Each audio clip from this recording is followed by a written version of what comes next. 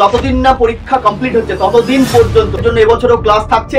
তো সেটা আজ থেকে আমরা শুভারম্ভ করলে কোন প্রসেসে হওয়া উচিত, কেমন প্রসেস রয়েছে, যে প্রসেসে এমসিকিউ সলিউশন করলে একটা এমসিকিউ সলিউশন বা একটা চ্যাপ্টার থেকে এমসিকিউ সলিউশন তোমার পুরো চ্যাপ্টারটার 60% রিভিশনকে কমপ্লিট করতে পারে। ব্যবহার করা হয় সেটা হলো পলিমারেজ চেইন রিঅ্যাকশন টেস্ট। বেশ সেন্ট্রাল নার্ভাস সিস্টেমের নিউট্রিশনে সাহায্য করে বা সেন্ট্রাল নার্ভাস সিস্টেমের বৃদ্ধিতে সাহায্য করে। তোমাদেরকে আমি বলেছিলাম যে ডিএনএ থেকে ডিএনএ তৈরি হয়, যেটাকে আমরা বলি কি ডিএনএ রেপ্লিকেশন। সেই ডিএনএ থেকে আবার আরএনএ তৈরি হয়। রিলিজড হচ্ছে কোথা থেকে, এই জায়গাটাতে স্টুডেন্টের প্রচন্ড কনফিউশন হয়। আমরা প্রায়োরিটি লেভেলটাকে কি করছে, ইনক্রিজ করছে, অসমোলারিটি লেভেলটাকে ইনক্রিজ করছে। পলিনিউরোপ্যাথি, বেশ পলিনিউরোপ্যাথির আরেকটা অল্টারনেটিভ নামও লিখে রাখতে পারো, তবে পলিনিউরোপ্যাথি কথাটাই বেশি আমরা ব্যবহার করি। একে খাতাতে নোট ডাউন করে রাখো। এগুলো হচ্ছে এর ভিতরে থাকা কেমিক্যাল কম্পাউন্ড। যদি এর অভাব হয়, অর্থাৎ ভিটামিন এ যদি অভাব হয়, সেখান থেকে কি সাইট, লিম্ফোসাইট এবং সেই সাথে NK sell, natural killer sell. Welcome everyone, welcome to the Raptar series of NMGNM preparation 2024, NMGNM license class 2024, NMGNM suggestion 2024। তো একেবারে 2023 এর মতো আজকের দিন থেকে অর্থাৎ 2024 এর NMGNM নার্সিং পরীক্ষার প্রস্তুতির জন্য আমাদের নতুন সিরিজ ইম্পর্টেন্ট কোশ্চেন কাম সাজেশন সিরিজ, যেটা আদতে তোমরা সাজেশন সিরিজ হিসেবে চেনো, যেখান থেকে একেবারে 14 জুলাই পর্যন্ত অর্থাৎ যতদিন না পরীক্ষা কমপ্লিট হচ্ছে ততদিন পর্যন্ত যে ক্লাসগুলো আমরা যেমন ভাবে সিরিয়ালি প্রোভাইড করি, যেটা বিগত বছরের ক্ষেত্রে প্রায় 50 খানা মতো ক্লাস আমরা প্রোভাইড করেছিলাম, এবছরের ক্ষেত্রেও তার কোনো বিকল্প থাকছে না। অবশ্যই প্রত্যেকের জন্য এবছরও ক্লাস থাকছে। তো সেটা আজ থেকে আমরা শুভারম্ভ করলাম, অর্থাৎ আজকের সিরিজ, যে সিরিজটা আমরা এবছরের ক্ষেত্রে নাম দিয়েছি রফতার সিরিজ অফ NMGNM 2024 প্রিপারেশন। তো সেটা সিরিজ 1 আজ থেকে শুভারম্ভ হলো। তো একেবারে প্রথমেই একটাই কথা বলবো, যেভাবে বিগত ভিডিওতে তোমাদেরকে আমরা বলেছিলাম যে এমসিকিউর সলিউশনটা অ্যাকচুয়ালি কোন প্রসেসে হওয়া উচিত, কেমন প্রসেস রয়েছে, যে প্রসেসে এমসিকিউ সলিউশন করলে একটা এমসিকিউ সলিউশন বা একটা চ্যাপ্টার থেকে এমসিকিউ সলিউশন তোমার পুরো চ্যাপ্টারটার 60% রিভিশনকে কমপ্লিট করতে পারে। তো সেই সেম প্রসেস যেটা এই মুহূর্তে তোমাদের সামনে আমরা উপস্থাপন করতে চলেছি। তো তোমরা যারা অ্যাডমিশন নিয়েছো বা এখনো পর্যন্ত যারা অ্যাডমিশন নাওনি, তোমরা প্রত্যেকে জানো আমাদের একটা নতুন batch, the ultimate practice cum revision batch 2024, যেটা 1.5 মাসের একটা ব্যাচ। যে ব্যাচটা অলরেডি আমরা শুরু করেছি। অ্যাডমিশন প্রক্রিয়া এই মুহূর্তে অনগোয়িং চলছে। এই থাম্বনেইলের যে ভিডিওটা দেখতে পাচ্ছ, এই থাম্বনেইলের ভিডিওটা যারা এখনো দেখোনি অবশ্যই দেখে নেওয়ার চেষ্টা করবে। এই ভিডিওতে আমরা ওই ব্যাচ সম্বন্ধে A to Z ডিটেইলস কিন্তু ডিসকাস করেছি। তো আজকের ক্লাসটা এবং যে সিরিজগুলোর কথা বললাম, যে সিরিজটা আমরা একেবারে 14 জুলাই পর্যন্ত প্রোভাইড করব, সেই সিরিজটা কিন্তু mainly life science based series. এবার এক্সট্রা অন্যান্য সাবজেক্টেরও কিছু ক্লাস থাকবে, সেগুলো সময় সাপেক্ষে তোমাদের সামনে আমরা উপস্থাপন করব। তো যেটা বারবার বলি যে একটা প্রশ্ন, একটা এমসিকিউ সলিউশনের ক্ষেত্রে একটা প্রশ্ন, তার উত্তরটা কোনটা হলো, কেন হলো, কি কারণে অন্য প্রশ্নগুলোর উত্তর হলো না, সেখান থেকে আর কি কি প্রশ্ন আসতে পারে। অর্থাৎ আজকের সিরিজটা সম্বন্ধে আমি আর বেশি কিছু বলতে চাই না। প্রশ্নের সলিউশন যতক্ষণ পর্যন্ত তোমরা দেখবে এবং শেষ পর্যন্ত যদি আজকের সিরিজটা তোমরা দেখতে পারো, তো আশা করছি ইনফরমেশনের ধামাকা হতে চলেছে আজ। তো একেবারে কথা না বাড়িয়ে প্রত্যেকে খাতা পেন হাতে রেডি রাখবে। অ্যাডমিশন নাও বা নাই নাও, তোমরা বাড়িতে যখন প্রিপারেশন নেবে ঠিক একই রকম ভাবে প্রিপারেশন নেওয়ার চেষ্টা করবে। তো আর কথা বাড়াচ্ছি না, তো একেবারে প্রথম প্রশ্নের ক্ষেত্রে আমরা চলে যাচ্ছি। খাতা পেন রেডি রাখবে, বেশ কিছু প্রশ্ন তোমাদের জন্যও থাকবে, তোমরা সেই প্রশ্নগুলো উত্তর জানিয়ে যাবে। এবং আর একটা কথাই শুধু শেষে বলবো, যদি ক্লাস ভালো লাগে, যদি মনে হয় যে হ্যাঁ ইনফরমেশনের কোনো অভাব নেই, এত ইনফরমেশন বা একটা সিঙ্গেল টপিক সম্বন্ধে এত ইনফরমেশন হয়তো এর আগে তুমি অতটা সময় সাপেক্ষে করে উঠতে পারোনি, তাহলে অবশ্যই ক্লাসগুলোকে সাপোর্ট করবে। কারণ এই পরিষ্কার কথা বলছি, এই ক্লাসগুলো করতে কিন্তু প্রচন্ড পরিশ্রম দরকার হয়। তো প্রচন্ড পরিশ্রম হয় আমাদের, সেগুলোর যদি তোমাদের ভালো লাগে, তোমাদের যাতে কাজে আছে সেই কারণে ক্লাসগুলো দেওয়া। ভালো লাগলে ক্লাসগুলোকে সাপোর্ট করবে, লাইক করো, কমেন্ট করে জানিও তোমার ক্লাস কেমন লাগলো, এবং সমস্ত পশ্চিমবঙ্গের ছাত্রছাত্রীদের কাছে যাতে ছড়িয়ে যায়, বন্ধু বান্ধবদের মধ্যে তোমরা প্রত্যেকে সেই ক্লাসগুলোকে শেয়ার করবে এবং সাপোর্ট করার চেষ্টা করবে। এবং আরো একটা কথা, যদি ক্লাস ভালো না লাগে, যদি কিছুই না বুঝতে পারো, তাহলে ডিসলাইক করে দিয়ে চলে যাও, যা খুশি কমেন্টে লিখে দিয়ে চলে যাও।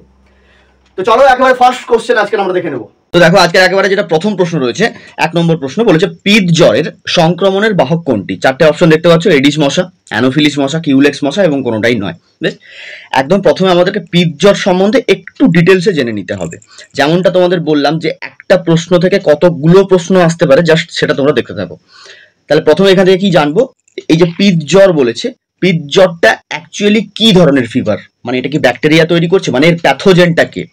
নাকি ভাইরাস তৈরি করছে, না অন্য কেউ তৈরি করছে, না প্রোটোজোয়া তৈরি করছে, তাহলে সেটা আগে জানতে হবে। তাহলে একদম প্রথমে একটা জিনিস মনে রাখো না, ইটস এ ভাইরাল ফিভার। ঠিক আছে, প্রত্যেকটা কথাকে কিন্তু খাতাতে নোট ডাউন করবে। It's a viral fever, number 1 point এটা বললাম।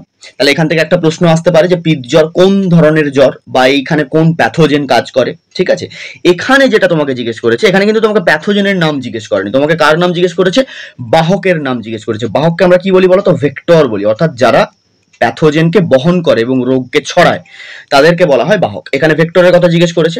তাহলে ভাইরাল ফিভার এটা জানলাম, তাহলে সেটা যখন জেনেই নিয়েছি, তাহলে ভাইরাসটার নামটা কিও জেনে নিই, তাহলে সুবিধা হবে। দেখো, পিত জ্বরের ভাইরাসকে অ্যাকচুয়ালি বলা হয় ইয়েলো ফিভার ভাইরাস। কি বললাম, ইয়েলো ফিভার ভাইরাস। এবার এটাকে স্পেসিফিক্যালি বলতে গেলে, এটা যে গ্রুপের ভাইরাস বা যে জেনাসের ভাইরাস, এদের জেনাসটার নাম হচ্ছে ফ্ল্যাভি ভাইরাস। কি বললাম, জেনাসটার নাম হলো ফ্ল্যাভি ভাইরাস। এটাকে খাতাতে নোট ডাউন করো, জেনাসের নাম হলো ফ্ল্যাভি ভাইরাস। এটা একটা পয়েন্ট বললাম। এখানেই লিখে রাখো, এই যে ভাইরাসটি, এটা one type of RNA virus. এটাও কিন্তু এখান থেকে একটি গুরুত্বপূর্ণ ফ্যাক্ট উঠে আসবে, ইটস এ আরএনএ ভাইরাস। এবার যদি তোমাকে প্রশ্ন করে একেবারে লাস্ট, মানে পিত জ্বর থেকে যদি আরো এক্সেসিভ একটু যদি টার্গেট পয়েন্ট অফ ভিউ থেকে যদি আমরা এগিয়ে যাই, তাহলে আমাকে এখান থেকে কিন্তু আরেকটা কোশ্চেন অ্যারাইজ হতে পারে। সেটা হলো যে এই যে পিত জ্বর, এটাকে ধরার জন্য, অর্থাৎ প্রত্যেকটা রোগকে আইডেন্টিফাই করার জন্য আমরা কিন্তু সেখানে কোনো না কোনো একটা টেস্ট অ্যাপ্লাই করি। ঠিক আছে, যেমন ধরো তোমার যদি আমরা এইডস এর কথা বলি, আচ্ছা এই প্রশ্নটা তোমাদের জন্য রইল, যদি এইডস ভাইরাস তোমার শরীরে আছে কি নেই, এইডস এর যদি পরীক্ষা করতে হয়, তাহলে আমরা কোন ধরনের টেস্টকে অ্যাপ্লাই করব, এটা প্রত্যেকে কমেন্ট সেকশনে জানিয়ে দিও। এবার দেখো, এখানে যে টেস্টটা ব্যবহার করা হয় সেটা হলো পলিমারেজ চেইন রিঅ্যাকশন টেস্ট। বেশ, কি বললাম, পলিমারেজ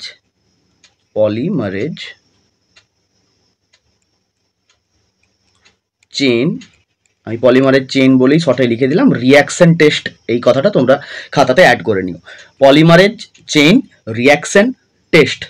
তাহলে এই ছিল আমার পিত জ্বর সম্বন্ধে A to Z ডিটেলস। এবার এখান থেকে কিন্তু তোমাদেরকে আমি বাকি যে অপশনগুলো রয়েছে সেগুলো নিয়ে একটু ক্ল্যারিফাই করে দিই। দেখো, প্রথম যেটা অপশন রয়েছে, তাহলে এখানে উত্তরটা আমার কি দাঁড়িয়ে যাচ্ছে, তাহলে পিত জ্বরের বাহক সবই বলে দিয়েছি, ভাইরাস ঘটিত রোগ বলে দিয়েছি, প্যাথোজেনকে। এবার আমাকে জিজ্ঞেস করেছিল যে বাহকটা অ্যাকচুয়ালি কে ছিল এর বাহক। এর বাহক হচ্ছে এডিস মশা।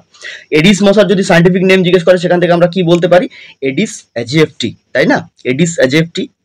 তাহলে AEDES, এডিস অ্যাজিয়েফটি। অ্যাজিয়েফটিটা আমি এখানে শর্টে লিখে দিলাম, AEGYPTI, এডিস অ্যাজিয়েফটি। তাহলে এই মশাটি কি করছে, আমাদের পিত জ্বরের সংক্রমণের বাহক। তাহলে পিত জ্বর সম্বন্ধে মোটামুটি যা ছিল সব ক্লিয়ার করে দিয়েছি। বাকি এখান থেকে জাস্ট কয়েকটা ব্যাপার আছে, অ্যানোফিলিস মশা এবং কিউলেক্স মশা। আমি অ্যানোফিলিস মশা সম্বন্ধে এবং কিউলেক্স মশা সম্বন্ধে, এই দুটো সম্বন্ধে আমি বিগত ক্লাসগুলোতে অলরেডি বলে দিয়েছি। যেমনটা বললাম, যারা এখনো পর্যন্ত আমাদের পুরোনো ক্লাসগুলো দেখে উঠতে পারোনি, ইউটিউবে গিয়ে সার্চ করো ANM GNM life science class 2024, মানে 2024 রোহিত স্যার। জাস্ট 2024টা লেখার পরে রোহিত স্যার লিখে দেবে, অথবা ANM GNM life science class 2024 বলে লিখবে, আমার নাম দিয়ে লিখবে, যে কোনো একটা দিয়ে রোহিত স্যার কথাটা লিখলেই আমার ক্লাসগুলো তোমরা পেয়ে যাবে। বেশ, তাহলে এখান থেকে আর অ্যানোফিলিস আর কিউলেক্স সম্বন্ধে আমি কিছু বলছি না। তাহলে প্রথম যে প্রশ্নটা ছিল, প্রথম প্রশ্নটা থেকে তোমাদেরকে কটা ফ্যাক্ট দিলাম, ক ধরনের প্রশ্ন সেখান থেকে অ্যারাইজ হতে পারে, যেমনটা বলেছি সেম টু সেম দিয়ে যাবো। তারপরে তুমি ভাবনা চিন্তা করবে তোমার কোন জায়গাটা বেটার হবে। তাহলে প্রথমত এটা একটা ভাইরাল ফিভার, তার মানে ভাইরাস ঘটিত এটা একটি রোগ। যে মশাটা এখানে ভেক্টর হিসেবে কাজ করছে তার নাম হলো এডিস অ্যাজিয়েফটি। অল্টারনেটিভ নেম এখানে একটা আছে, যদি পারো এটাকেও খাতাতে নোট ডাউন করে রাখবে। একে বলা হয় ইয়েলো প্লেগ। যদি বলা হয় হলুদ প্লেগ, কাকে বলা হয়, হলুদ প্লেগ, একে বলা হয় ইয়েলো প্লেগ। এটাও একটু খাতাতে নোট ডাউন করে রাখো। ভাইরাসটার নাম কি বললাম, yellow fever virus. It's a genus of flabby virus and it's a RNA virus, এটা একটা বললাম। টেস্টটার নাম কি বললাম, polymerase chain reaction test. AIDS এর জন্য কোন টেস্ট করা হয় সেটা তোমাদেরকে কমেন্ট সেকশনে জানানোর জন্য বললাম। হলো, চলো এবার আমরা 2 নম্বর প্রশ্ন যাই। সেকেন্ড কোশ্চেন কি আছে দেখি, বিএমআর বৃদ্ধি করে কোন হরমোন। ভালো প্রশ্ন এটা, বিএমআর বৃদ্ধির কথা আমাকে জিজ্ঞেস করেছে। থাইরক্সিন আছে, এডিএইচ আছে, এসটিএইচ আছে এবং ইনসুলিন আছে। দেখো, এখান থেকে একদম প্রথমে আমাদেরকে কোশ্চেনটা কিন্তু বুঝতে হবে। তাহলে কিসের কথা বলেছে, বিএমআর বৃদ্ধি করার কথা বলেছে। বেশ, বিএমআর বৃদ্ধি করার আগে আমরা বিএমআর এর যদি ফুল ফর্মটা একটু জেনে নিই, তাহলে বিএমআর এর ফুল ফর্মটা কি হচ্ছে, বেসাল মেটাবলিক রেট। তাহলে এটা আমাদের বিএমআর এর ফুল ফর্ম। যে কোনো মুহূর্তে এগুলো পরীক্ষাতে দিতে পারে, তবে অতটাও ইম্পর্টেন্ট নয়, তবে দিতে পারে। যাই হোক, এটা আমাদের বিএমআর এর full form, basal metabolic rate. একদম প্রথমে আমরা উত্তরটা জেনে নিই, বিএমআর যেটা বৃদ্ধি করে। অনেকের কাছ থেকে সঠিক উত্তর অলরেডি পেয়ে গেছি। তাহলে এখানে যে উত্তরটি সঠিক হবে সেটা হলো থাইরক্সিন। থাইরক্সিন কিন্তু বিএমআর বৃদ্ধি করে। এবার কথা হলো, থাইরক্সিনের কিন্তু আরো একটি অল্টারনেটিভ নাম আছে। আমরা যদি থাইরক্সিন না বলে থাইরয়েড হরমোন কথাটা বলি তাহলেও কিন্তু ভুল হবে না। যদি আমরা বলি থাইরয়েড হরমোন তাহলেও কিন্তু কথাটা ঠিক হবে, থাইরয়েড হরমোন কথাটাও বলা যায়। তাহলে বিএমআর বৃদ্ধি করছে থাইরক্সিন হরমোন অথবা থাইরয়েড হরমোন। বিএমআর এর ফুল ফর্ম আমরা জানলাম বেসাল মেটাবলিক রেট, দুটো ফ্যাক্ট জানলাম। নেক্সট এখান থেকে আরো একটা অল্টারনেটিভ নাম যদি তুমি জেনে রাখতে পারো, এই থাইরক্সিনের কিন্তু আরো অল্টারনেটিভ নাম আছে যেটাকে বলা অ্যাকচুয়ালি T3 বা টেট্রা আয়োডোথাইরোইন, সরি এটা T4 হবে, টেট্রা আয়োডোথাইরোনিন,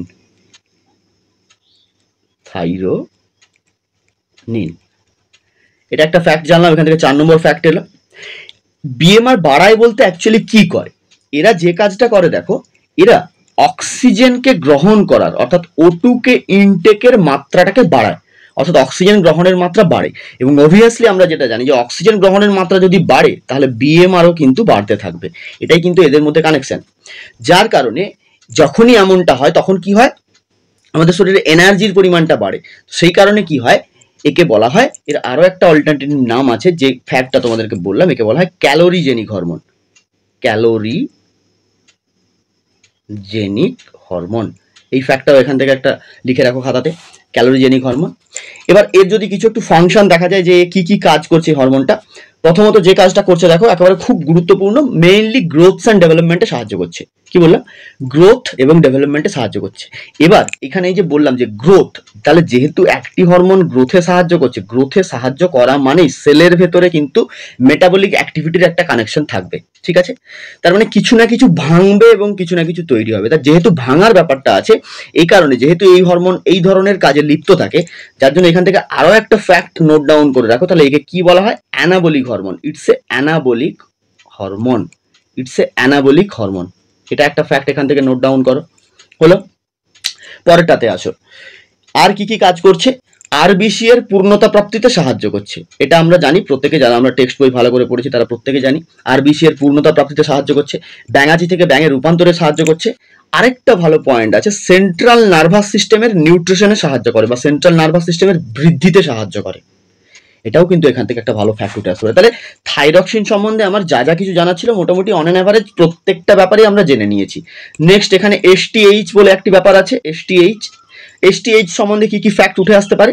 প্রথমত যেটি ব্যাপার, যেটি না বললেই নয়, সেটি হলো ট্রান্সলেশন প্রসেসে সাহায্য করে। কোন প্রসেসে সাহায্য করে, ট্রান্সলেশন প্রসেসে সাহায্য করে। তাহলে আমরা জানি যে ট্রান্সলেশন বলে একটি প্রসেস হয়,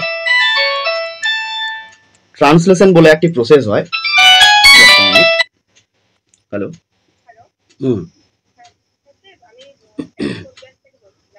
একটু পরে ফোন করো, আমি ব্যস্ত আছি ক্লাসে। তো দেখো, ট্রান্সলেশন প্রক্রিয়াতে সাহায্য করছে। ট্রান্সলেশনটা অ্যাকচুয়ালি কি, তাহলে তোমাদেরকে আমি সেন্ট্রাল ডগমা সম্বন্ধে বুঝিয়েছিলাম। যারা ব্যাচে আছো তোমরা তো অবভিয়াসলি এই প্রশ্নগুলো তোমাদের কাছে অনেকটাই বলতে পারো রিভাইজই হয়ে যাচ্ছে, এবং বেশিরভাগটা 90% যারা ব্যাচে আছো তোমাদের প্রশ্নগুলোর উত্তর জানা, সেটুকু আমরা জানি। তোমাদেরকে আমি বলেছিলাম যে ডিএনএ থেকে ডিএনএ তৈরি হয়, যেটাকে আমরা বলি কি ডিএনএ রেপ্লিকেশন। সেই ডিএনএ থেকে আবার আরএনএ তৈরি হয়, সেটাকে আমরা কি বলি, ট্রান্সক্রিপশন। এই আরএনএ থেকে আবার প্রোটিন তৈরি হয়, সেটাকে আমরা কি বলি, ট্রান্সলেশন। তাহলে এই হচ্ছে আমার পরপর কতগুলো ব্যাপার রয়েছে। তাহলে এখানে আমাকে কি বললি, ঠিক আছে। তো এখানে আমাকে তাহলে কি বলা হলো, দেখো ট্রান্সলেশন সম্বন্ধে বলা হয়েছে, ঠিক আছে। তার মানে প্রোটিন তৈরি হচ্ছে, তার প্রোটিন তৈরিতে এরা সাহায্য করছে। কে সাহায্য করছে, এসটিএইচ সাহায্য করছে। এবার এসটিএইচ এর আরেকটা অল্টারনেটিভ নাম আছে, তোমরা জানো এসটিএইচ কে কিন্তু কি বলা হয় বলো তো, গ্রোথ হরমোন বলা হয়। এটা এখান থেকে আরেকটা ফ্যাক্ট বললাম। এসটিএইচ আরো একটা ভালো কাজ করে, সেটা হলো যে ফ্যাটের অক্সিডেশনে সাহায্য করে, ফ্যাটের জারণে সাহায্য করে। অর্থাৎ আমাদের লিভারের মধ্যে যে ফ্যাটের জারণ হয়, ফ্যাটের অক্সিডেশন হয়, তো সেটাতে কিন্তু হেল্প করছে। এটা আরো একটা কাজ বললাম। তাহলে মোটামুটি এসটিএইচ সম্বন্ধে যতগুলো ছিল মোটামুটি সব জানা হয়ে গেল। এবার তোমরা আমাকে এখান থেকে তোমাদের জন্য একটা প্রশ্ন থাকবে, যেটা তোমরা কমেন্ট সেকশনে আমাকে জানাবে। প্রশ্নটা আমি এখানে দিচ্ছি, এইটা কমেন্টে তোমাদেরকে জানাতে হবে এই প্রশ্নের উত্তরটা। তোমরা আমাকে জানাবে যে এই যে এসটিএইচ এর কথা বললাম, এই এসটিএইচ হরমোনটি পিটুইটারি গ্রন্থির কোন অংশ থেকে ক্ষরিত হয়।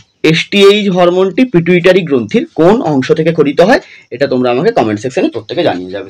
মাস্ট যারা যারা জানো কমেন্টে জানাবে। এই লাইভের কমেন্টে উত্তরগুলো থাকবে না, অবশ্যই মেইন কমেন্টে প্রত্যেকের যা যা কমেন্ট করার থাকবে সেগুলো মেইন কমেন্টে জানিয়ে থাকবে, নাহলে পরবর্তীকালে আমরা সেগুলো খুঁজে পাবো না।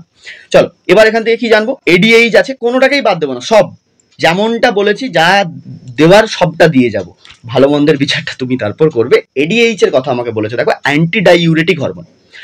তাহলে অ্যান্টিডাইউরেটিক হরমোন সম্বন্ধে যদি জানতে হয় পরপর কয়েকটা পয়েন্ট আমরা জেনে নিই। তাহলে অ্যান্টিডাইউরেটিক হরমোনটা কি ধরনের হরমোন সেটা আগে জানি। একদম প্রথমে এটা জানতে হবে যে ইটস এ প্রোটিন হরমোন, কি বললাম, বা peptide hormone. It's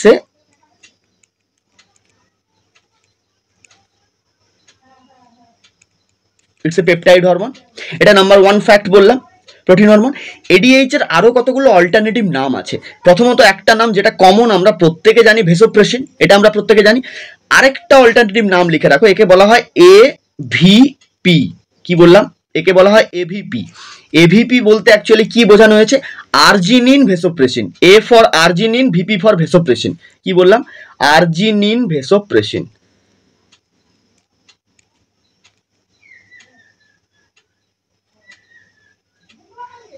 arginine vasopressin, বেশ, এটা একটা ফ্যাক্ট এখান থেকে গেল।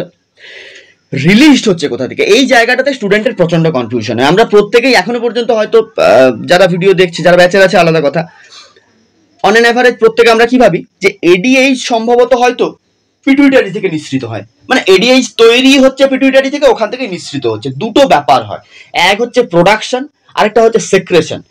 প্রোডাকশন কে করে, সেক্রেশন কে করে, আই মিন কি তৈরি কে করছে বা উৎপন্ন কে করছে, আর কে তার ক্ষরণ করছে। এডিএইচ হরমোনের ক্ষেত্রে কিন্তু এরকম একটা ব্যাপার আছে। আমরা প্রত্যেকে ভাবি যে পিটুইটারি হয়তো এডিএইচ কে তৈরি করে, কিন্তু এক্স্যাক্টলি এডিএইচ কে, ভেসোপ্রেসিনকে পিটুইটারি তৈরি করে না, তৈরি করে আমাদের হাইপোথ্যালামাস। তাহলে এডিএইচ কে কে তৈরি করছে, আমাদের হাইপোথ্যালামাস তৈরি করছে, হাইপোথ্যালামাস। এবার দেখো হাইপোথ্যালামাসের মধ্যে কিছু সেল থাকে, কি বললাম, হাইপোথ্যালামাসের মধ্যে কিছু সেল থাকে। সেলগুলোর নাম কি, যে সেলগুলো থাকে সেগুলো বলা হয় নিউরো সেক্রেটারি সেল। কি সেল বলা হয়, neuro secretory cell, neuro secretary cell, এটা একটা ব্যাপার গেল। এবার এই নিউরো সেক্রেটারি সেলগুলো কোথায় থাকে, আমাদের হাইপোথ্যালামাসের মধ্যে দুটো পোর্শন আছে, একটাকে বলা হয় সুপ্রা অপটিক পোর্শন, আরেকটাকে বলা হয় প্যারাভেন্ট্রিকুলার পোর্শন। কি বললাম, যেটাকে আদতে দেখবে বইতে লেখা আছে supra optic and paraventricular nucleus of hypothalamus. তো সেই জায়গাটা থেকে, সেক্রেটারি সেল থেকে এডিএইচটা তৈরি হলো। তাহলে এডিএইচ তৈরি হলো, সাপোজ ধরো এটা আমার হাইপোথ্যালামাস, এখন হাইপোথ্যালামাসে এডিএইচ তৈরি হয়েছে, এবার সেই এডিএইচটাকে তো নিয়ে আসতে হবে, কোথা পর্যন্ত নিয়ে আসতে হবে, পিটুইটারিতে নিয়ে আসতে হবে। তাহলে যদি সে পিটুইটারিতে না আসে, এখান থেকে বেরিয়ে, ধরো এখানে আছে আমার পিটুইটারি গ্ল্যান্ড, তাহলে পিটুইটারি গ্ল্যান্ড থেকে তাহলে আবার এডিএইচ, আমরা জানি পিটুইটারি পশ্চাৎভাগ থেকে এডিএইচ বেরোয়, পস্টেরিয়র পোর্শন থেকে, তো সেখানে আসবে না। এখানে একটা পোর্টাল লাগানো থাকে, এই যে দেখছো এরকম একটা ট্র্যাক থাকে, যে ট্র্যাকটাকে বলা হয় actually hypophysial portal system. Hypophysial portal system. তাহলে হাইপোফাইসিয়াল পোর্টাল সিস্টেম কি করে, নিউরো সেক্রেটারি সেল থেকে তৈরি হওয়া অ্যান্টিডাইউরেটিক হরমোনকে বহন করে পস্টেরিয়র পিটুইটারিতে এনে জমা করে, এবং আলটিমেটলি এই পস্টেরিয়র পিটুইটারি থেকে এর রিলিজ হয়। কোন জায়গাতে রিলিজ হয় সেটাও বলে দিচ্ছি, হলো, বোঝা গেল। তাহলে যে প্রশ্নটা তোমাদেরকে কমেন্টে জানানোর জন্য বললাম, অবশ্যই সেটা তোমরা কমেন্টে জানিয়ে যাবে। দেখো এবার এডিএইচ এর কাজ কি। এডিএইচ অ্যাকচুয়ালি কি করে, আমাদের শরীরের মধ্যে অসমো রেগুলারিটি ব্যালেন্সটাকে ধরে রাখতে সাহায্য করে। আমাদের একটা অসমো রেগুলারিটি ব্যালেন্স কাজ করে, সেটাকে ধরে রাখতে সাহায্য করে। অ্যাকচুয়ালি ব্যাপারটা হলো যে আমাদের শরীরের মধ্যে বেশ কিছু রিসেপ্টর আছে। কি বললাম, আমাদের শরীরের মধ্যে বেশ কিছু রিসেপ্টর আছে, সেই রিসেপ্টরগুলোকে কি বলা হয়, অসমো রিসেপ্টর বলা হয়। জাস্ট এ মিনিট, কি রিসেপ্টর বলা হয়, অসমো রিসেপ্টর।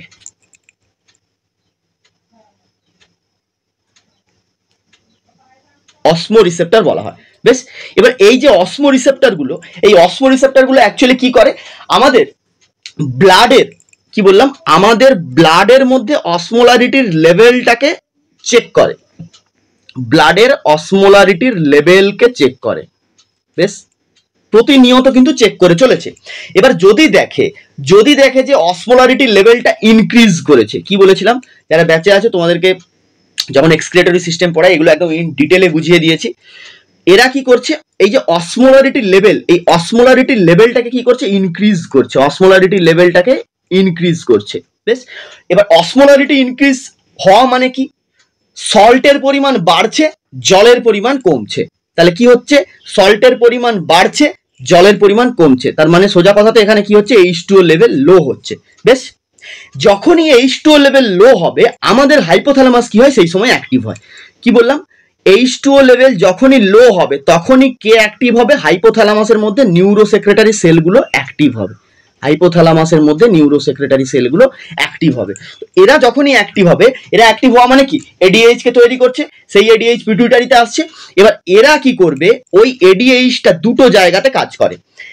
আমাদের নেফ্রনের মধ্যে ডিসিটি এবং পিসিটিতে কাজ করে, ডিস্টাল কনভলিউটেড, এবং তাহলে কি বললাম, ডিসিটি এখানে কাজ করে এবং সেই সঙ্গে আর কোথায় কাজ করে, পিসিটি। তাহলে এই দুটো জায়গাতে কিন্তু এফেক্ট করে।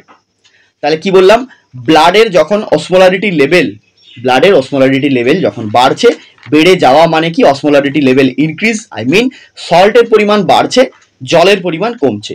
এটা বোঝা গেছে, সল্টের পরিমাণ বাড়ছে, জলের পরিমাণ কমছে। তাহলে যদি জলের পরিমাণ কমে তখনই কি হবে, হাইপোথ্যালামাস অ্যাক্টিভ হবে। কারণ আমাদের শরীর বা বডি কখনোই চাইবে না যে জলের পরিমাণ কমুক। কি বললাম, বোঝা গেছে, শরীর কখনোই চাইবে না জলের পরিমাণ কমুক। তো যখনই এরম হবে তখনই কি হবে, আচ্ছা এখানটাতে পিসিটি লিখেছি, এটা পিসিটি না, এটা অ্যাকচুয়ালি সিটি হবে, সিটি, ডিসিটি এবং সিটি। তাহলে ডিসিটি এবং সিটি অ্যাক্টিভ হবে। অ্যাক্টিভ হওয়ার পরে কি হবে, সেখান থেকে কি হবে, জলের পুনঃশোষণ হবে। কি বললাম, অ্যাক্টিভ হওয়ার পরে কি হবে, H2O রিঅ্যাবজর্পশন হবে, অর্থাৎ জলের পুনঃশোষণ হবে। যখনই জলের পুনঃশোষণ হবে তখন কি তৈরি হবে, লেস ইউরিন তৈরি হবে, লেস ইউরিন তৈরি হবে। বেশ, এখানে অ্যাকচুয়ালি ব্যাপারটা কি হয় যে গ্রীষ্মকালটাতে মেনলি, গ্রীষ্মকালে তো আমাদেরকে প্রচন্ড ঘাম দেয়, তো ঘাম দেওয়ার কারণে অলরেডি আমাদের শরীর থেকে প্রচুর পরিমাণে জল কিন্তু বেরিয়ে যায়। তাহলে যেহেতু শরীর থেকে জল বেরিয়েছে, তাহলে মানে জলের পরিমাণ কম হচ্ছে, আমার শরীর চাইবে যাতে ইউরিনের মাধ্যমে আরো এক্সেসিভ জল শরীর থেকে না বেরিয়ে যায়। কি বললাম, জল যদি আমার এক্সেসিভ পরিমাণে ঘামের মাধ্যমে বেরিয়ে যায়, গ্রীষ্মকালে মেনলি যেটা হয়, তাহলে সেই জায়গাতে আমাদের শরীর কখনোই চাইবে না যে এক্সেসিভ ইউরিনের মাধ্যমেও বাকি যে জলটা আমার শরীরের প্রয়োজন সেটাও বেরিয়ে চলে যাক। তখন সেই মুহূর্তে এডিএইচ অ্যাক্টিভ হবে। এডিএইচ অ্যাক্টিভ হয়ে কি করবে, ইউরিনের সেক্রেশনটাকে লো করবে। কেন লো করবে, কারণ এরা ডিসিটি এবং সিটি এর মধ্যে জলের রিঅ্যাবজর্পশন করবে, মানে একবার তো রিঅ্যাবজর্পশন হয়ে গেছে, আবারও রিঅ্যাবজর্পশন করবে। ফলে কি হবে, ডিউরিং সামারে দেখা গেছে গ্রীষ্মকালে কি হয়, ইউরিনের পরিমাণটা এই কারণেই কিন্তু কম হয়। এবার তুমি ধরো জল খুব কম খেয়েছো, ড্রিঙ্ক লেস ওয়াটার, খুব অল্প পরিমাণে তুমি জল খেয়েছো। জল অল্প পরিমাণে খাওয়া মানেই তুমি জানবে বেশি পরিমাণে এডিএইচ তৈরি হবে। যখনই বেশি পরিমাণে এডিএইচ তৈরি হবে, জল কম, শরীরও চাইছে জলের যাতে নষ্ট না হয়, এডিএইচ অ্যাক্টিভ হয়ে গেছে, সাথে সাথে কি হবে, ইউরিনটাকে কি করবে, কনসেন্ট্রেশনটাকে বাড়িয়ে দেবে। যা কনসেন্ট্রেশনটাকে বাড়াবে সঙ্গে সঙ্গে কি হবে, ইউরিনের পরিমাণটা কমে যাবে। যখনই ইউরিনের পরিমাণ কমে যাবে দেখবে হলুদ রঙের ইউরিন তৈরি হবে। কি বললাম, বোঝা গেছে? তাহলে এই হচ্ছে ব্যাপার। এবার যদি অসমোলারিটি নর্মাল থাকে, মানে ধরো এই যে অসমোলারিটি লেভেলের কথা বললাম, এটা ধরো নর্মাল আছে, যদি এরকম হয় তাহলে কোনো অসুবিধা নেই, কারণ অসমোলারিটি এখানে নর্মাল, এই ব্যাপারটা ধরো এখানে নর্মাল আছে। তো নর্মাল যদি থাকে তাহলে কোনো অসুবিধাই নেই, এডিএইচ এর কোনো ব্যাপারই থাকছে না, জলের বেশি খরচও হবে না, মানে ইউরিনের সাহায্যে বেশি জল খরচ হবে না। জেনারেলি কি হয়, শীতকালের ক্ষেত্রে এই ব্যাপারটা হয়, শীতকালের ক্ষেত্রে যার জন্য দেখবে বেশি পরিমাণে ইউরিন তৈরি হয়। শীতকালে কিন্তু দেখবে ঘন ঘন ইউরিন যেতে হয়, এটা একটা কানেকশন এখানে থাকে। তো জাস্ট এই ব্যাপারগুলো বললাম, এগুলোকে খাতার মধ্যে অবশ্যই তুলে রাখো।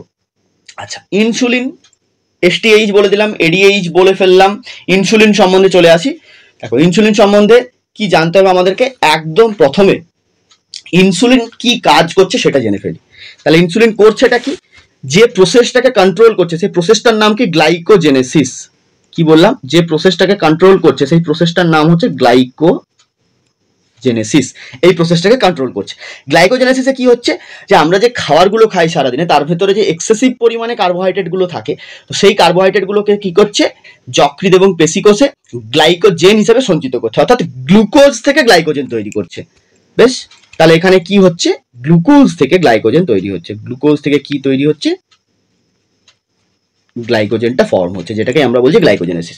আর কি করছে, অশর্করা থেকে, বিভিন্ন ধরনের যে অশর্করাগুলো রয়েছে, অশর্করা থেকে গ্লুকোজ তৈরিতে বাধা দেবে, যাতে রক্তে গ্লুকোজের পরিমাণ কম হয়।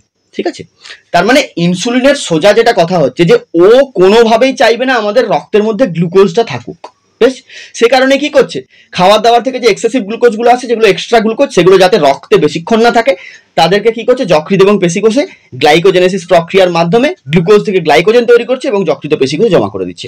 অশর্করা থেকে যাতে গ্লুকোজ তৈরি না হয়, সেই গ্লুকোজ যাতে রক্তে এসে না মেশে, সেটাকেও কন্ট্রোল করছে। এই কারণে একে একটা নাম দেওয়া হয়েছে, এই কারণে একে বলা হয় হাইপোগ্লাইসেমিক হরমোন। হাইপো মানে হচ্ছে কম, গ্লাইসেমিক মানে হচ্ছে গ্লুকোজ, তার মানে হাইপো কম করছে, কাকে কম করছে, গ্লাইসেমিক মানে গ্লুকোজকে কম করছে রক্তের মধ্যে, যার কারণে একে একটা নাম দেওয়া হয়েছে হাইপো গ্লাইসেমিক হরমোন। এটা খাতাতে নোট ডাউন করো। নেক্সট এখান থেকে আর কি পয়েন্ট আমাদেরকে জানতে হবে, এই যে হরমোনটি, এই হরমোনটি কি করে, গ্লুকোজের বিপাকের মাধ্যমে রক্তে গ্লুকোজের স্বাভাবিক মাত্রা বজায় রাখে। কি বললাম, জেনারেলি যেটা করছে গ্লুকোজ থেকে গ্লাইকোজেন করছে, মানে ও গ্লুকোজকে পছন্দ করতে পারে না একেবারে, তার মানে কি গ্লুকোজকে বিপাক করছে, যেহেতু গ্লুকোজের বিপাকের মাধ্যমে আলটিমেটলি কাজটা কি করছে, যে আমাদের ব্লাডের মধ্যে গ্লুকোজ লেভেলটাকে নর্মাল রাখছে, যার জন্য একে কি বলা হয়, যেহেতু গ্লুকোজ লেভেলের সাথে ডায়াবেটিসের সম্পর্ক আছে, যার কারণে একে বলা হয় অ্যান্টি ডায়াবেটিক হরমোন। এটা বোঝা গেল।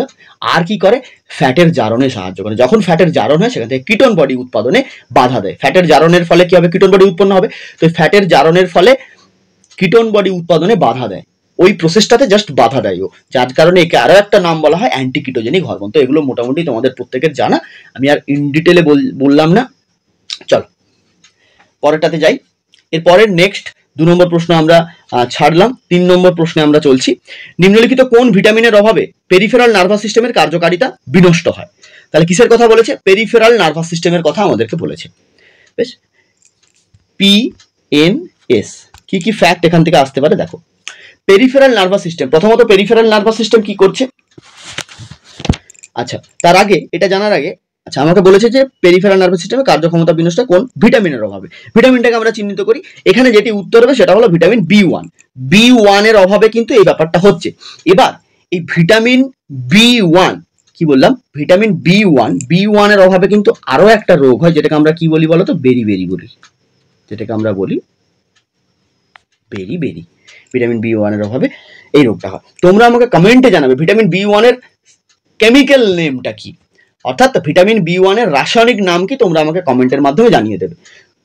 বেরি হলো এটা একটা ব্যাপার।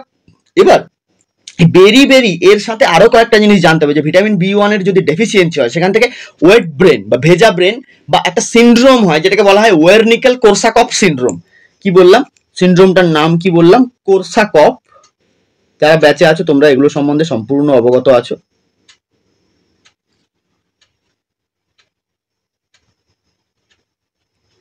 কোরসাকফ সিন্ড্রোম, এই সিন্ড্রোমটা হয়। এই কোরসাকফ সিন্ড্রোমের মধ্যে 3টে ব্যাপার থাকে। কি বললাম, 3টে ব্যাপার থাকে। 1 নম্বর যেটা ব্যাপার থাকে সেটা হলো কি, অ্যামনেসিয়া। অ্যামনেসিয়া মানে কি, short time memory loss. Amnesia মানে হচ্ছে short time memory loss. Second যেটা 2 নম্বর পয়েন্টে কি থাকে, মানে এগুলো সব এই সিন্ড্রোমেরই অংশ একটা। কনফাবুলেশন মানে হচ্ছে কনফিউশন, কোনো একটা জায়গাতে কনফিউশন হচ্ছে, এবং মেইনলি এটা এই ধরনের কনফিউশনটা কি হয়, যে হঠাৎ করে তুমি একটা কিছু ভাবছো, তোমার যেটা তুমি ভাবছো যে তুমি একটা কিছু কাজ করেছো, তুমি কিন্তু আদৌ সেই কাজটা করোনি, কিন্তু সেই মুহূর্তে তোমার মনে হচ্ছে যে হ্যাঁ তুমি ওই কাজটা করেছো, এবং তুমি 100% শিওর তুমি ওই কাজটাই করেছো, তুমি কখনোই মানবে না যে তুমি কাজটা করোনি, তুমি বারবারই বলবে করেছো।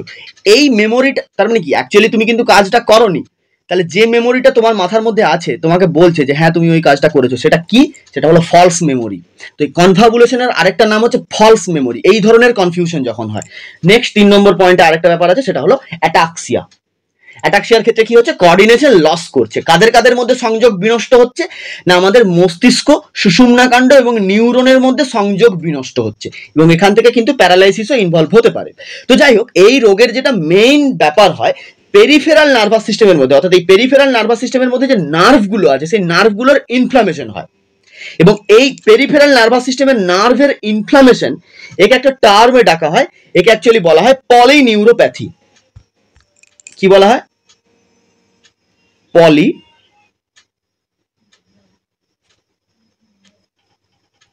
নিউরোপ্যাথি। কি বলা হচ্ছে, পলিনিউরোপ্যাথি।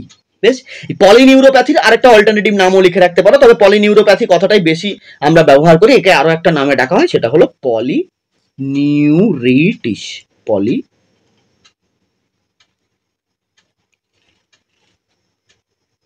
পলিনিউরিটিস।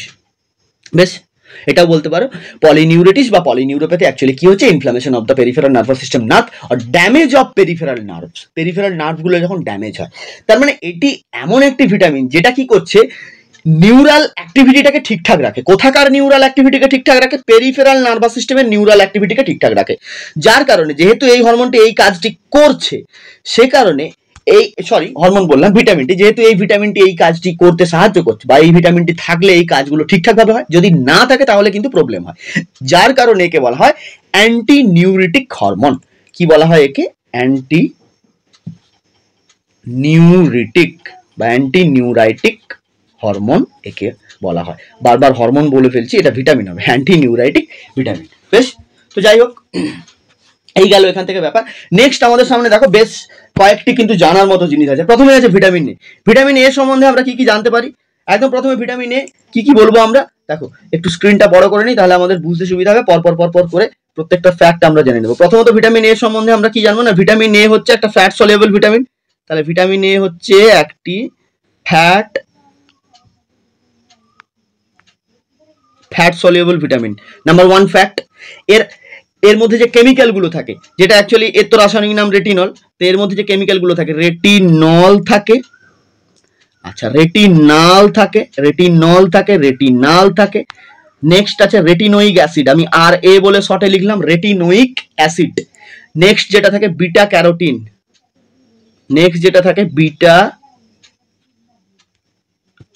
থাকে, এটসেট্রা। তাহলে এগুলোকে খাতাতে নোট ডাউন করে রাখো, এগুলো হচ্ছে এর ভেতরে থাকা কেমিক্যাল কম্পাউন্ড। যদি এর অভাব হয়, অর্থাৎ ভিটামিন এর যদি অভাব হয়, সেখান থেকে কোন ডিজিজটা হতে পারে আমরা কি জানি? জেরপ্থ্যালমিয়া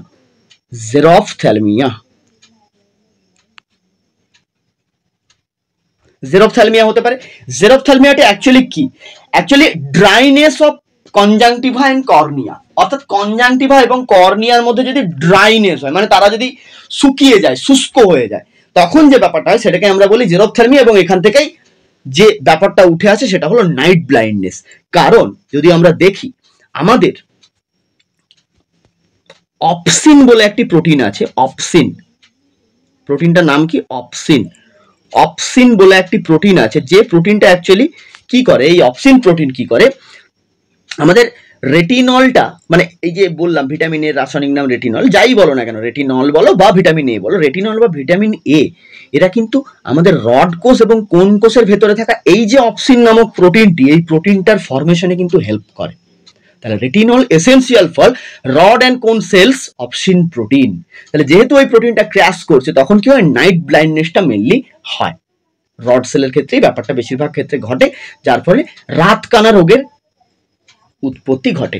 এখান থেকে আরেকটা ফ্যাক্ট লিখে রাখতে পারো, আমাদের যে লিম্ফোসাইট রয়েছে, লিম্ফোসাইট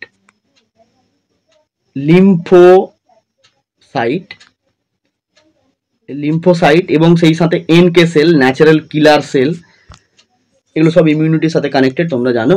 আচ্ছা, মোনোসাইট এদেরকে কিন্তু কি বলতো তৈরি করতে সাহায্য করে, এদেরকে তৈরি করতেও কিন্তু ভিটামিন এ সাহায্য করে।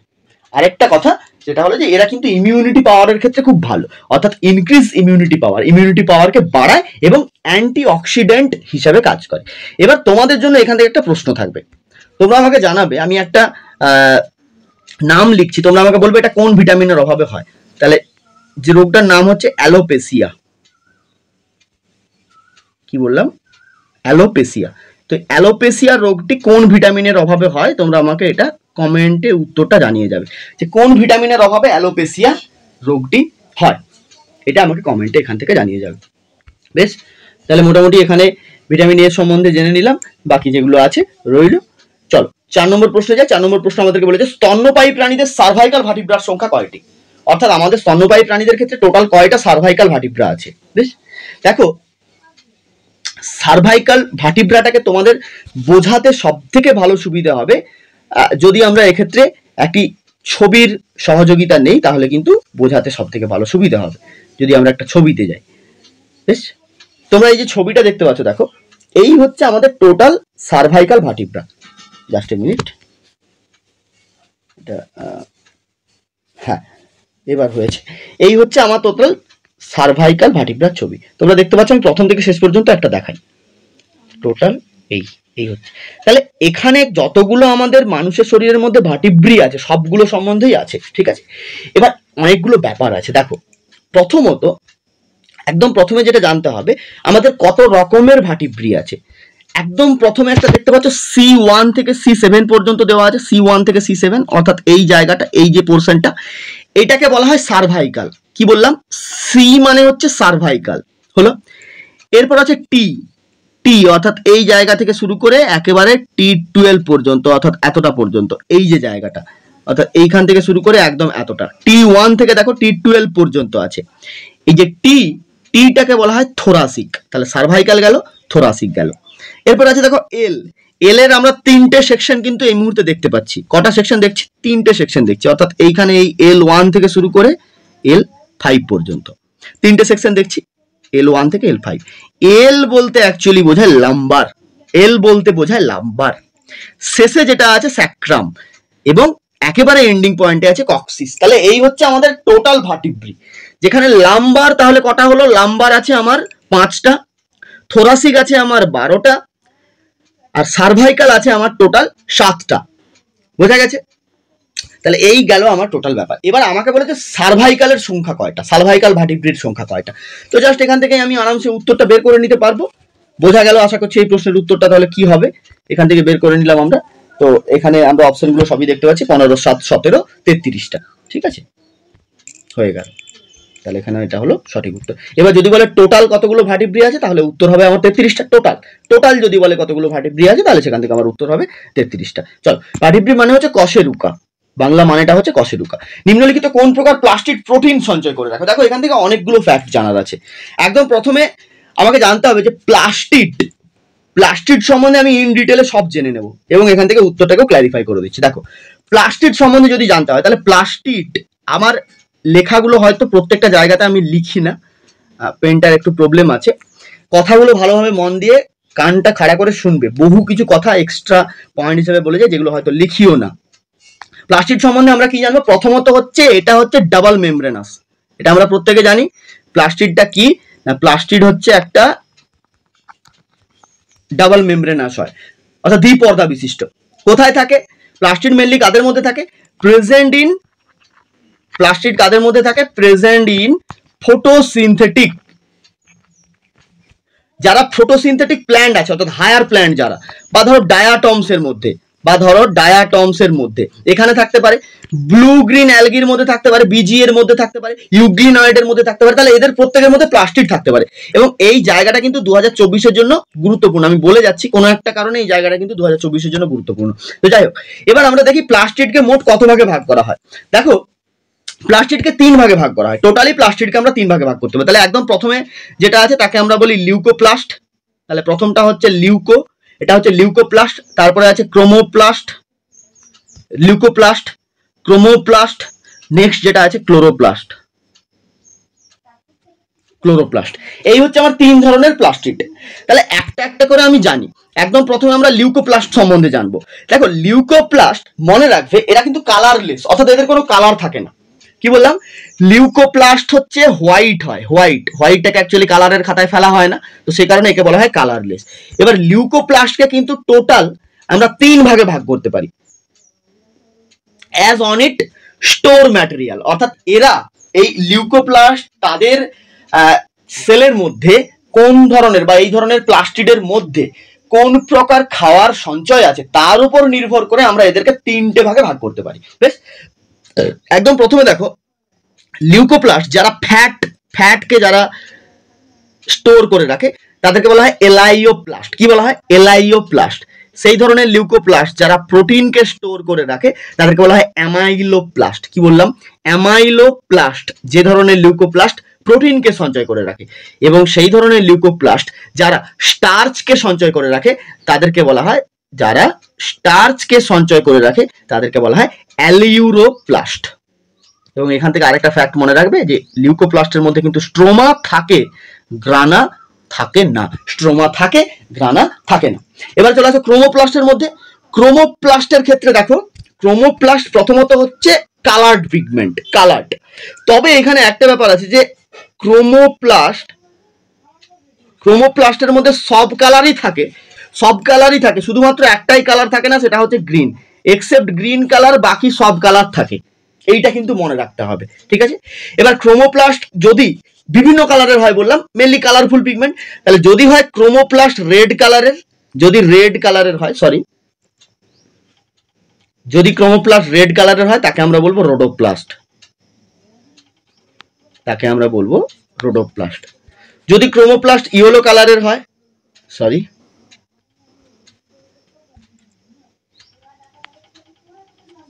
যদি ক্রোমোপ্লাস্ট ইয়েলো কালারের হয় তাকে আমরা বলবো জ্যান্থোপ্লাস্ট, তাকে আমরা বলবো জ্যান্থোপ্লাস্ট। যদি ক্লোরোপ্লাস্ট ব্রাউন কালারের হয়, আমি এখানে ব্রাউনটা পাচ্ছি না তাই আমি ব্ল্যাক কালার করে লিখলাম, উপায় নেই, ব্ল্যাক কালার করে লিখে দিলাম। যদি এটা হয় ব্রাউন কালারের, ব্রাউন কালারের যদি হয় তাকে আমরা বলবো ফেওপ্লাস্ট, ফেওপ্লাস্ট বলবো আমরা।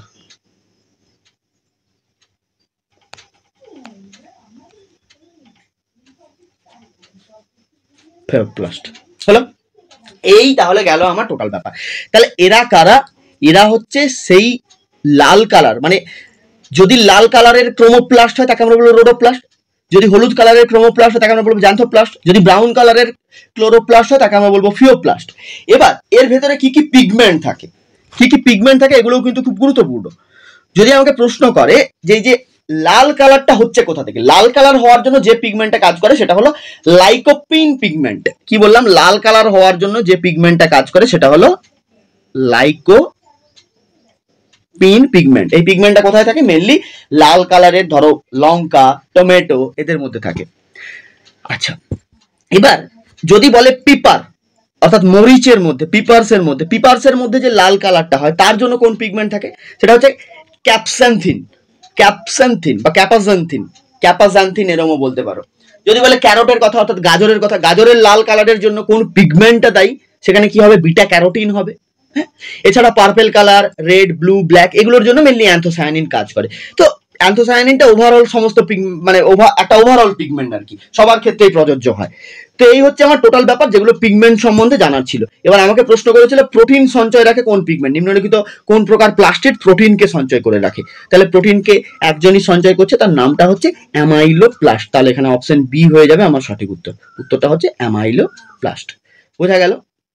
চলো এবার পরের প্রশ্ন যাই। 6 নম্বর প্রশ্ন কি বলেছে দেখি। বলেছে পূর্ণাঙ্গ ফাইলেরিয়া মানুষের কোন অঙ্গে থাকে? কি বললাম? পূর্ণাঙ্গ ফাইলেরিয়া মানুষের কোন অঙ্গে থাকে। দেখো, ফাইলেরিয়া বা ফাইলেরিয়েসিস ব্যাপারটা কিন্তু একই। এদেরকে কি বলা হয়? ফাইলেরিয়েসিস, ফাইলিয়েসিস। আরো একটা এখানে কথা আছে, এলিফ্যান্টিসিস, এলিফ্যান্টিয়েসিস, এটাও একটা হবে এলিফ্যান্টিয়েসিস। মেনলি এখানে একটা নিমাটোড কাজ করে, নিমাটোড, নিমাটোড বা নিমাটোডার আন্ডারের একটা প্রাণী এখানে কাজ করে। প্রাণীটার নাম হচ্ছে উচেরেরিয়া ব্যানক্রাফটি, একটা কৃমি। তোমরা জানো নিমাটোডা বা অ্যাস্কিহেলমিনথিসের আন্ডারে উচেরেরিয়া ব্যানক্রাফটি আছে। এইবার এখানে কিন্তু একটা ভালো ফ্যাক্ট আছে। তাহলে আমরা যেটার নাম বরাবর শুনে এসেছি, যারা মেনলি 90% এলিফ্যান্টিয়েসিস করে, কি বললাম? 90% এলিফ্যান্টিয়েসিস করে, তারা হচ্ছে আমার উচেরেরিয়া ব্যানক্রাফটি। আমি উচেরেরিয়াটা আচ্ছা লিখেই দিচ্ছি, উচেরেরিয়া ব্যানক্রাফটি। এরা কিন্তু 90% গোদ রোগের জন্য দায়ী, এলিফ্যান্টিয়েসিস রোগের জন্য দায়ী। আরো কয়েকজন আছে উচেরেরিয়া ব্যানক্রাফটি বাদে, এই দুটো কিন্তু খুব গুরুত্বপূর্ণ। এদের নামটা সচরাচর আসে না, বলা যায় না কখন দিয়ে দিতে পারে। সেটা ব্রুগিয়া মালাই, এটাও একটা নিমাটোড।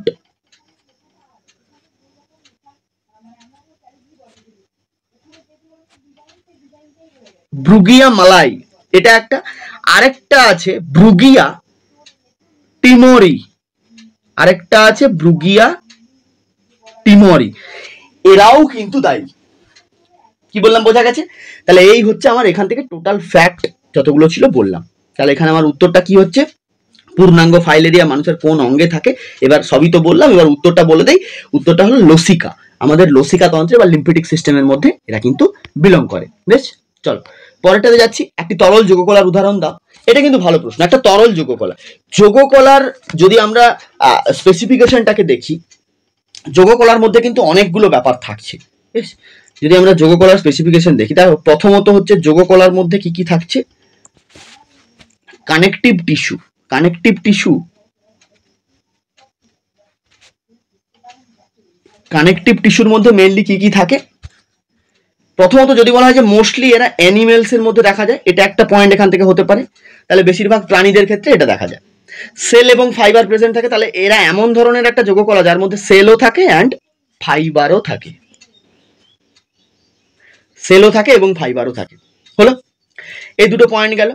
আর কি এখান থেকে জানবো, এইবার এখান থেকে একটু ডিটেলসে জানা আরো বেশি করে শুরু করতে হবে। দেখো তাহলে একদিকে আছে আমার সেল, একদিকে আছে সেল এবং আরেকদিকে আছে ফাইবার। প্রচন্ড পরিমাণে গরম, আমি ক্লাসটা করতে এক্সেসিভ, বিভিন্ন সময় আমি কথা উল্টোপাল্টা হয়ে যাচ্ছে, এত এক্সেসিভ পরিমাণে গরম চলছে। সেলস এর মধ্যে দেখো কি কি সেল থাকে, সেলস এর মধ্যে কি কি সেল থাকতে পারে, বিভিন্ন রকমের সেল থাকে। প্রথমত হচ্ছে যেটা থাকে সেটা হচ্ছে ফাইব্রোব্লাস্ট সেল, ফাইব্রোব্লাস্ট সেল থাকতে পারে।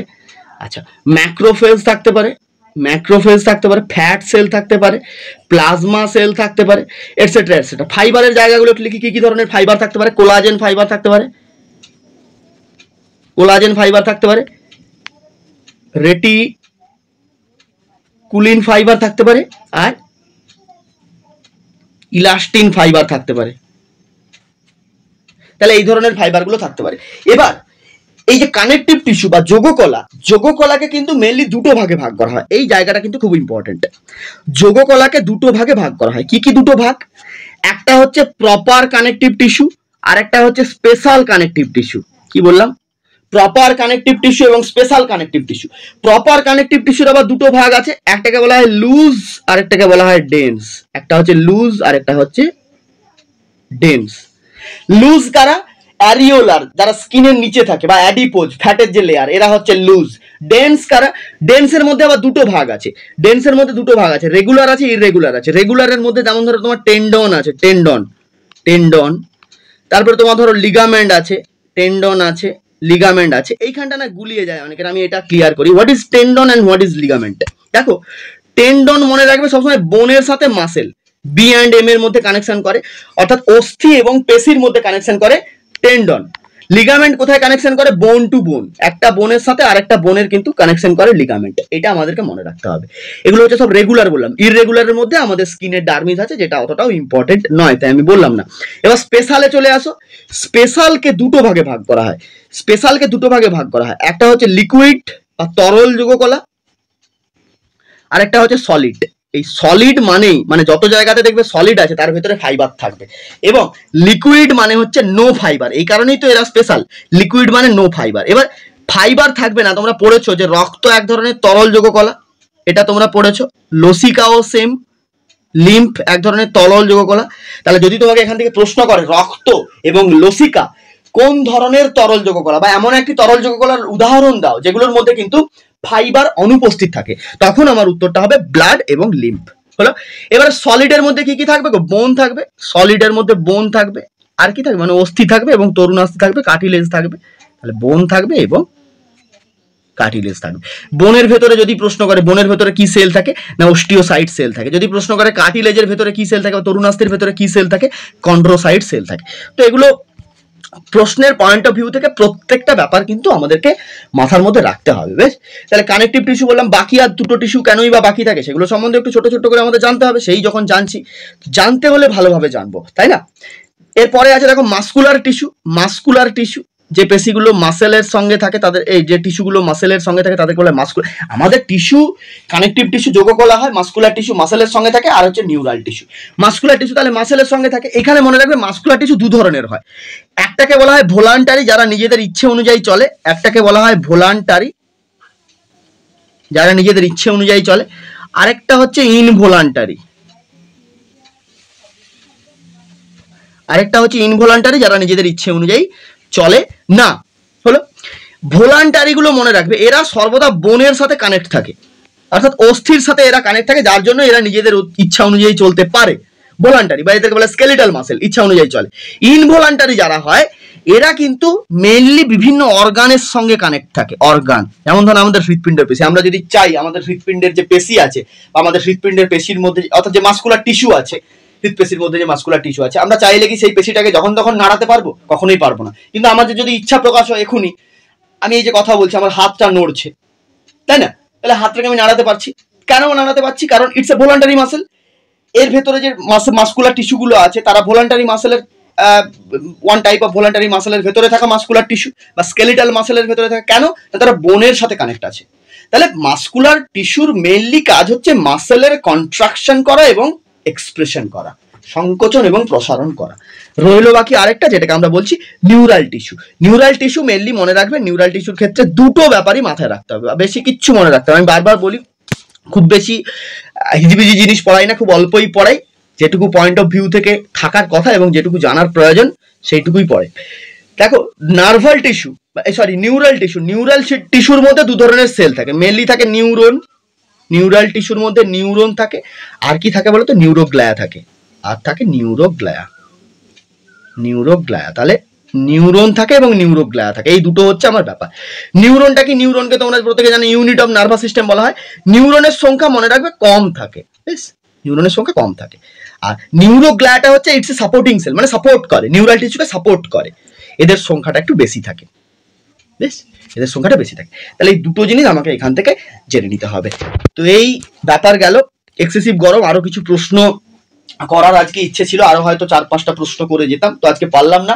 অবশ্যই আজকের থেকে আমরা যেমনটা বললাম, আজকের থেকে আমরা এই সিরিজটা শুরু করলাম। তো আজকে এই পর্যন্তই থাকবে।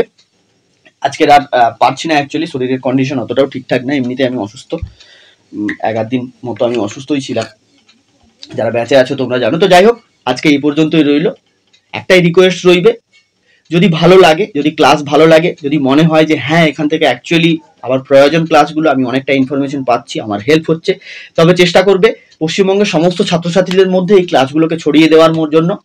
তো সেটা তোমাদের দ্বারাই সম্ভব হতে পারে। যদি ভালো লাগে অবশ্যই ক্লাসগুলিকে সাপোর্ট করবে, একটা করে লাইক করো, যদি ভালো লাগে লাইক করো, যদি ভালো না লাগে যেমনটা প্রথমেই শুরুতেই বললাম, যা খুশি করে দিও, কোনো ব্যাপার নেই।